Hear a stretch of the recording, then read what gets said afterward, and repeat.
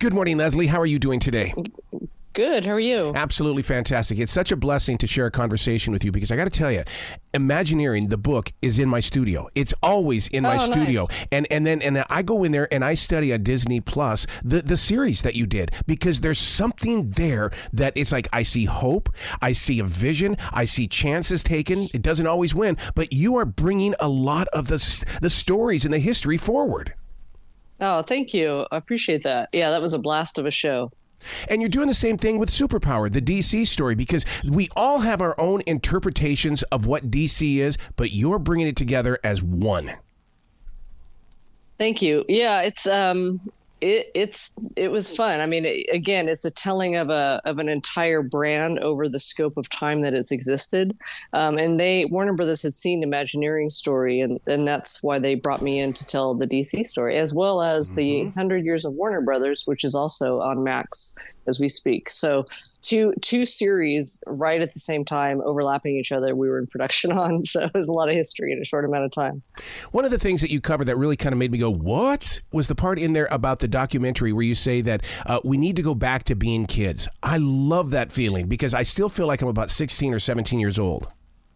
That's great.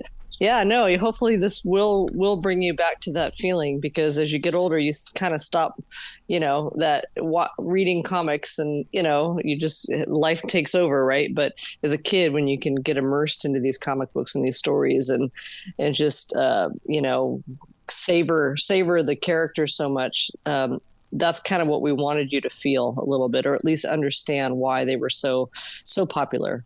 Even as adults, we really get into those conversations because, I started one with a coworker the other day, and all of a sudden the security guard was involved, and then all of a sudden we had another person involved, and it became a group conversation rather than me just sitting there with a comic book.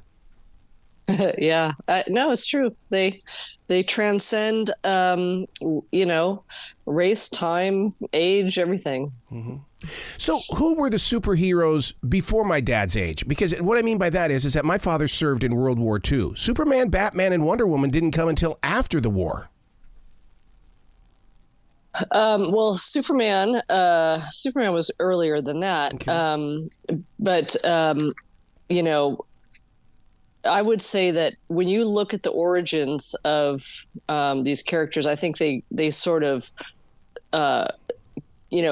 came like post-depression, early war era, right? And they were a symbol of hope. They were a symbol of aspiration and sort of a sense of savior during dark times, right? And that there's always some way for us to save ourselves, or perhaps somebody can say some character can save us, but there's always a sense of hope and moral integrity. And I think that's really what DC was kind of about. Over time, these characters, got more sort of three-dimensional in a sense, and had more thoughts going on, more deeper in what do you call it, like morality, etc., layers to them, three-dimensional. And so I guess depending on which character you really gravitated to, they were all quite different. I grew up on sort of Wonder Woman. In the 70s, watching the Wonder Woman TV show.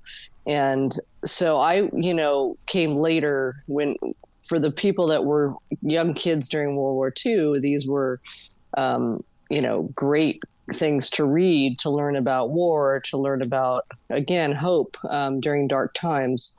They were very, very popular during the war. 25 million copies sold a month. So in the characters, it was called the Justice Society of America.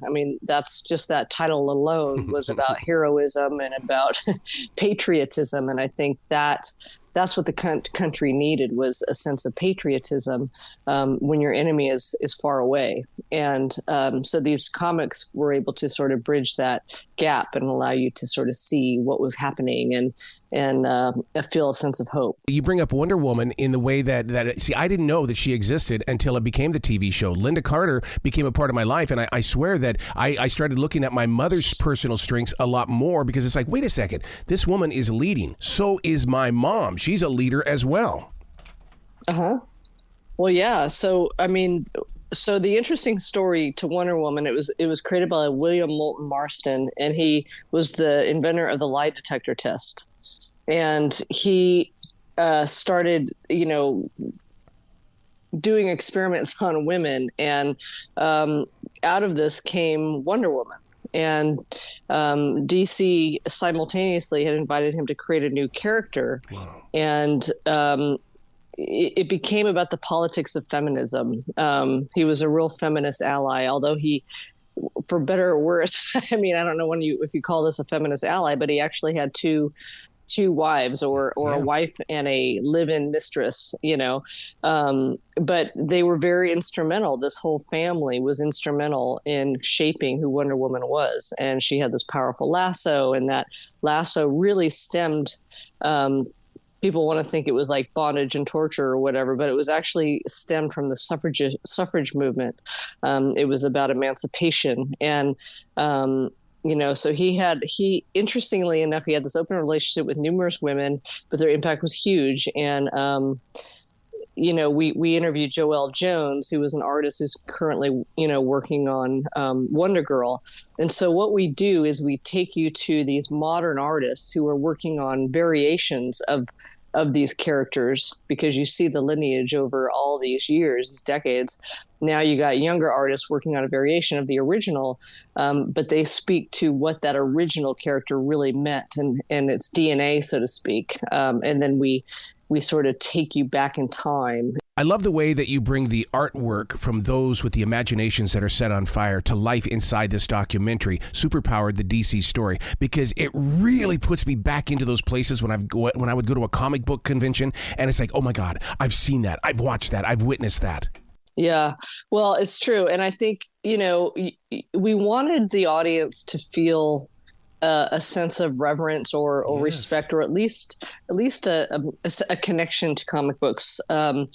And even if you didn't grow up in it, you wanted to at least appreciate the artistry and the craft and the passion that these artists had towards the comics. And, you look back in the 40s and the 50s, I mean, there were so many ups and downs to comic books. They had the surge during the war, and then after the war, there was this lull, and there was a disrespect almost certainly by the 70s, where the executives just didn't care. They thought, if you were reading comic books, you were a nerd. You were, yep.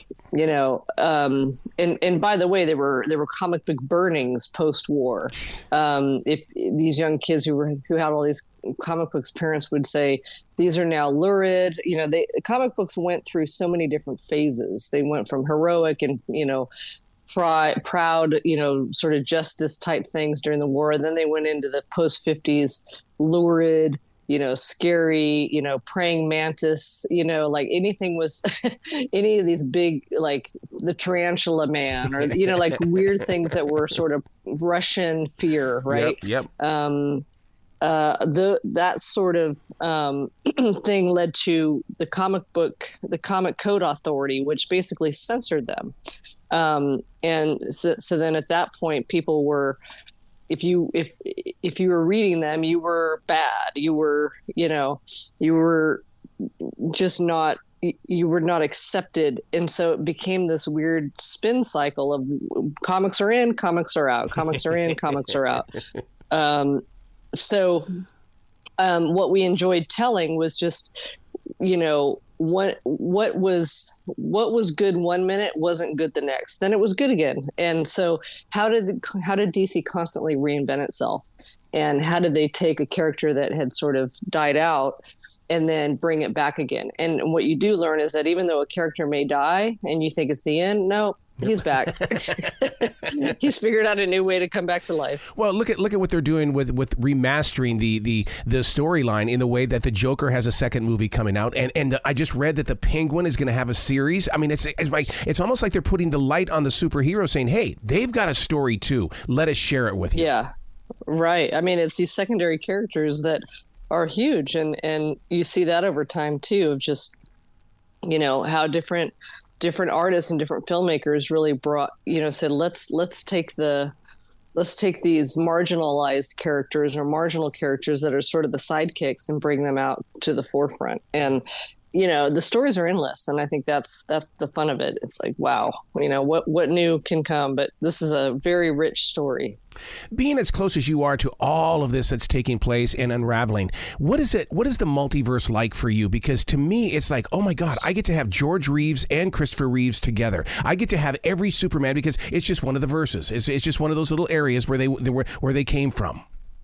Yeah, I think that I think it's so exciting for so many people because the opportunities are endless. Yeah. And I think that was such an interesting innovation to say, hey, let's create the multiverse and let's completely blow people's minds. I forget who said it in the film, but it was like somebody put a stick of dynamite in your head and blew it up. You were just like, so I think certainly from the executive and the film, the studio level, it's awesome because you can just create so much from that one concept. And then, now Marvel's done the same, and it's a gift that keeps on giving, I guess. Wow. To have so many interviews inside Superpower, the DC story, what was it like to get those? Was it an automatic yes from all of the actors and all the people from behind the scenes? It was tricky because we were filming during COVID. So we weren't able to, from a budget standpoint, location standpoint, logistics standpoint, financial standpoint, we just couldn't get everybody we would have liked to have gotten. But for those that we knew we could, and the schedule we could, and the, logistics we could, everyone was like, yes, definitely. So it was definitely fun. And, to me, what was fascinating, not only with the artists who were the pioneers at different times, it was also the executives that came through DC that we were able to interview, who really kind of came in and saw a new vision for the company and took it in a whole new direction.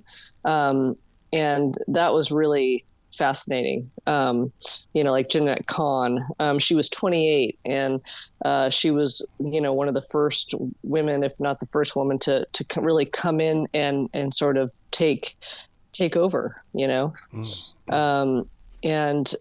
really see DC in a whole new way. And she was smart, she was Jewish, and she had nothing in common with anybody. She was a children's magazine editor prior. And at the time, there was a sense of shame about working in the comic book industry, and she felt that comics were an art form and that pictures and words were an art form. Yep. So